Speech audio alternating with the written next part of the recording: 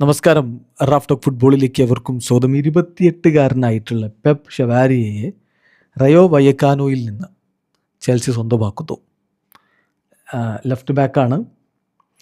ഇപ്പം എന്ത് കാര്യങ്ങളാണ് ചെൽസി ചെയ്തുകൊണ്ടിരിക്കുന്നത്. 11ാമത്തെ സൈനിങ് ആണ് ഈ സമ്മർ ട്രാൻസ്ഫർ വിൻഡോയിൽ. വാവ്, വൻ തുകയാണ് ചിലവഴിച്ചുകൊണ്ടിരിക്കുന്നത്.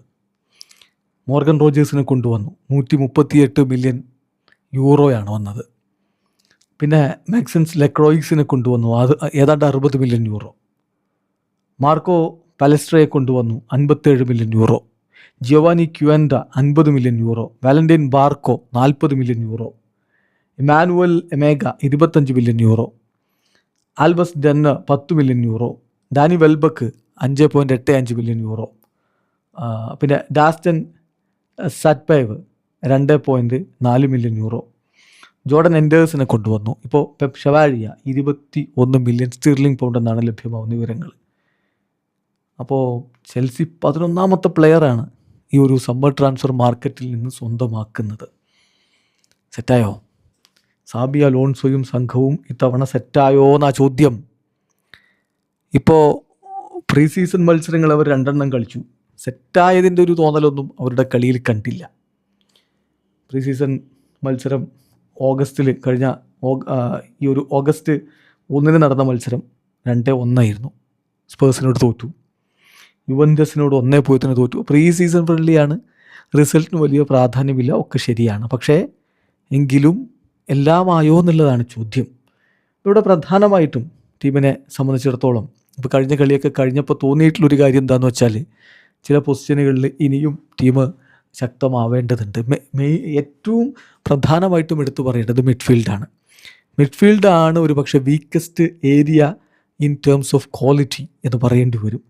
തീർച്ചയായിട്ടും നമ്പേഴ്സ് ഉണ്ട്, പക്ഷേ ക്വാളിറ്റി ഉണ്ടോ എന്നുള്ളതാണ് ചോദ്യം. ആൻഡ് എസ്പെഷ്യലി ബാലൻസിൻ്റെ കാര്യത്തിൽ സംശയങ്ങളുണ്ട്.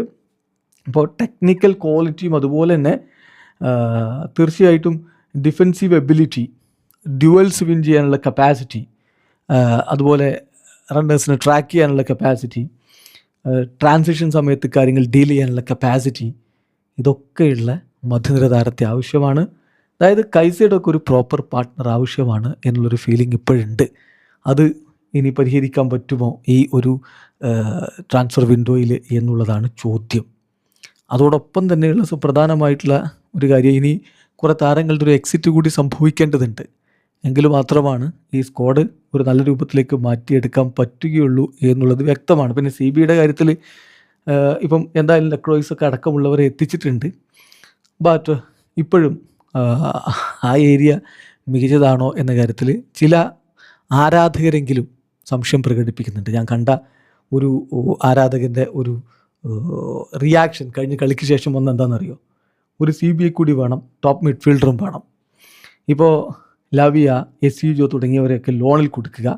എല്ലാ സി ബി ഐയും, കോൾവിൽ ഒഴികെയുള്ള എല്ലാ സി ബികളെയും, അതുപോലെ ലെക്രോയ്സ്, കോൾവിൽ, ജോഷ്, ഈ 3 പേരൊഴികെയുള്ള മറ്റെല്ലാവരെയും സെയിൽ ചെയ്യുകയോ ലോണിൽ വിടുകയോ വേണം എന്നുള്ളതാണ് ആ ഒരു പ്രതികരണം വന്നത്. അപ്പോൾ എന്തൊക്കെയാണ് ഇനിയിപ്പോൾ ചെയ്യാൻ പോകുന്നത് എന്നുള്ളത് കണ്ടറിയണം. ടീമിനെ സംബന്ധിച്ചിടത്തോളം സാബി അലോൺസോയുടെ കീഴിൽ അവർ കാര്യങ്ങൾ റെഡിയായി വരുന്നേ ഉള്ളൂ.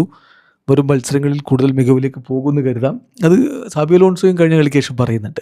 ടീം കുറച്ചുകൂടി മികവിലേക്ക് പോകേണ്ടതുണ്ട്, അത് വരും മത്സരങ്ങളോട് കൂടിയൊക്കെ ശരിയാവും എന്നുള്ളൊരു ആത്മവിശ്വാസം അദ്ദേഹം പ്രകടിപ്പിക്കുന്നുണ്ട്. അടുത്ത കളി ഇപ്പോൾ നാളെയാണ്. നാളെ എസ് മിലാനെതിരെ ഫ്രണ്ട്ലി മത്സരമുണ്ട്. പിന്നെ ജോഹോർ ദാറുൽ തഹസീമുമായിട്ട് ഓഗസ്റ്റ് 9 കളിയുണ്ട്. അതിനുശേഷം പ്രീമിയർ ലീഗിലെ മത്സരം വളരെ ഇൻട്രസ്റ്റിംഗ് ആണ്. ഫുൾഹാമുമായിട്ടാണ് കളിക്കേണ്ടത്. അതായത് 2 സുഹൃത്തുക്കളാണ്, അർബിലോവയും അതുപോലെ തന്നെ നമ്മുടെ സാബി അലോൺസോയും. 2 പേരും റയലിൻ്റെ കോച്ചുമാരായിരുന്നു പോയ സീസണിൽ എന്നുള്ളതാണ്. അപ്പോൾ അവർ തമ്മിൽ നേർക്ക് നേരെ ഏറ്റുമുട്ടുകയാണ്. എന്തായാലും ചെൽസി കൂടുതൽ മികവിലേക്ക് മാറും. ഒതുകൂടി ടീമിൽ ചില ഔട്ട് ഗോയിങ് ഒക്കെ സംഭവിക്കേണ്ടതുണ്ട്. മറ്റ് ചില നീക്കങ്ങൾ കൂടി നടക്കുമെന്ന് തന്നെയാണ് ലഭ്യമാകുന്ന സൂചനകൾ. വീഡിയോ അവസാനിക്കുന്നു. ഫുട്ബോൾ ലോകത്തെ കൂടുതൽ വിശേഷങ്ങളുമായി റാഫ് ടോക്സിൽ എത്താം.